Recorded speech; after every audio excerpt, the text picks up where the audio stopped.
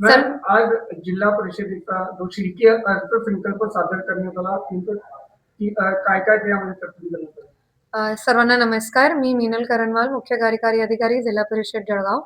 आज जिल्हा परिषद जळगावच्या 26-27च्या अर्थसंकल्प त्याला मान्यता देण्यात आली. 50,57,00,000चं अर्थसंकल्प होतं.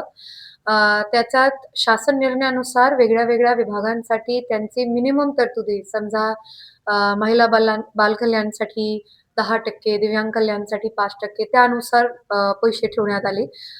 समाज कल्याण विभागांसाठी 2,50,00,000, दिव्यांग कल्याण विभागांसाठी 1,53,00,000, महिला व बालकल्याण विभागांसाठी 1,02,00,000, ग्रामीण पाणी पुरवठा विभागांसाठी 5,30,00,000, शिक्षण विभागांसाठी 2,52,00,000, पशुसंवर्धन विभागांसाठी 2,05,00,000 ह्याप्रमाणे सगळ्या विभागांसाठी आपण तरतूद केलेली आहे. यावर्षी आमचं विशेष 2 गोष्टींवर लक्ष होतं. पहिलं आहे मुख्यमंत्री समृद्ध पंचायत राज अभियान, ज्याच्यासाठी सेसमधून 1,00,00,000 रुपये विशेष ठेवलेले आहेत. त्यात मुख्यमंत्री समृद्धचे वेगळे-वेगळे काम जसं सीसीटीव्ही बसवणे किंवा जलतारे करून घेणे किंवा अंगणवाडी सोलर करणे अशा विशेष विकासाची कामं आहेत.